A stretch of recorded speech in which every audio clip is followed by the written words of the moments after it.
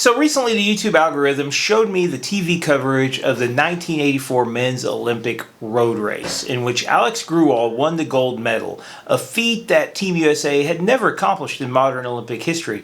Perhaps even more surprising is that there were 4 Americans in the top 10, and the American women, Connie Carpenter and Rebecca Twigg, took first and second in their women's road race. And it got me thinking, like, how did we suddenly get good that year? When I was in the 4th grade, I wanted a 10-speed racing bicycle. I remember like drawing a picture of it for Christmas in class, because we draw a picture of what you want for Christmas. I want a 10-speed bike. It was 1988, and that Christmas I received one, a Western Flyer 10-speed.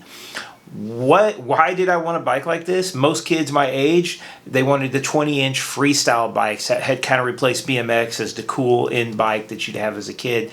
If you remember, they had the sweet handlebars you could spin around with the Odyssey brakes.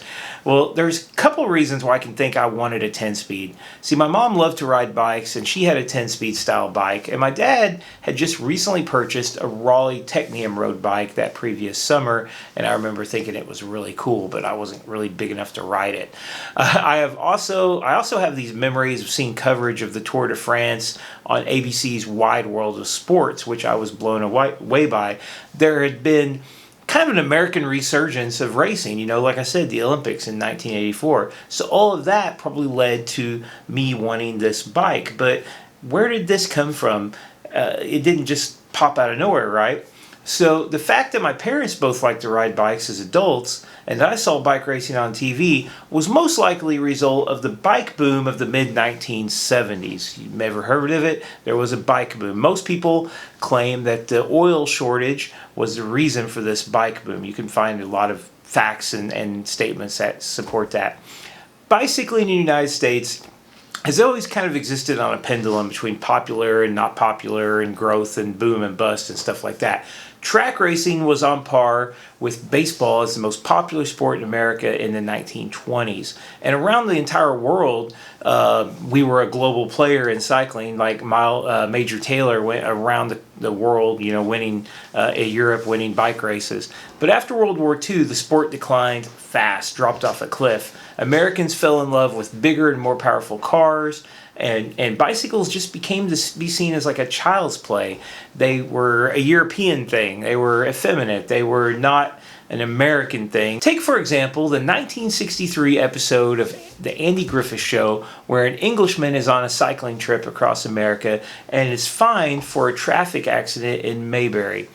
Since he is an Englishman, he's obviously like a butler, because that's like he must be, and so to pay off this fine for his cycling violation, he becomes Andy's valet, and takes care of the family because Aunt B's on vacation or something. Hilarity ensues, and it's funny and all, I think. But anyway, I was thinking about this episode, and it really kind of sums up America's attitude to cyclists, especially at that time. Foreign, poor, a nuisance on the roadways, and just weird, and comic relief. Things haven't changed all that much since then in a lot of ways. So during the post-war period, bikes were almost entirely, like I said, a child's toy. They were heavy. They weren't really meant to be ridden very long distance. The paperboy bikes, they were tanks. They weren't usually 3 speeds. A lot of times they were just single speed, like coaster brake cruiser bikes that were very, very difficult to get around on if you had like any kind of hills or anything. And as soon as a boy was old enough to drive, a girl was old enough to take rides with a boy, they would drop the bike riding and be driving. By the end of the 1960s, young people's attitudes were starting to change, though. The bicycle was becoming more popular as people began to consider the environment, their fitness, and the growing traffic congestion of a fastly, growing country addicted to highways. The bicycle became part of the counterculture, and there's tons of examples of people like, doing bike ins instead of set-ins and stuff like that in various time. Bicycle sales doubled between the 1960s and between 1960s and 1972. In 1971, Time magazine said for the first time since the 1980s, nearly half of all bicycle production was geared for adults. Then in 1973, the OPEC oil boycott, which was due to the Israeli war, sent America into an oil shortage. It was the perfect storm. Sales of bicycles went through the roof, up to 15.3 million bikes were sold, and many adults took to riding them. This boom led to some predictable conflicts, like this hilarious video I found about sharing the road. But eventually, plans for significant investment bicycle infrastructure started being, created. They had actually been created as early as like maybe 1970. There were a lot of people in government who thought that bicycle riding needed to be a much larger part of our transportation system.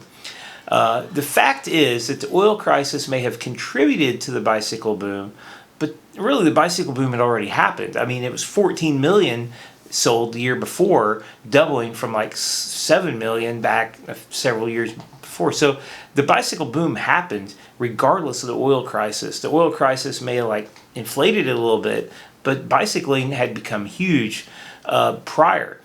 And all around the country, bicycle-friendly laws and projects were being considered on all levels of government, local, state, and federal. There were plans that were being created to create bicycle-like infrastructure in cities, national bicycle-like paths, and intersections. All kinds of cool stuff was being like kind of considered.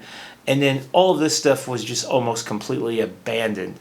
So America was facing the realities of stagflation. Money was tight, and the bicycle boom, it just fell off a cliff. Bicycle sales fell every year, and by 1979, they were at the same number as they had been in 1970.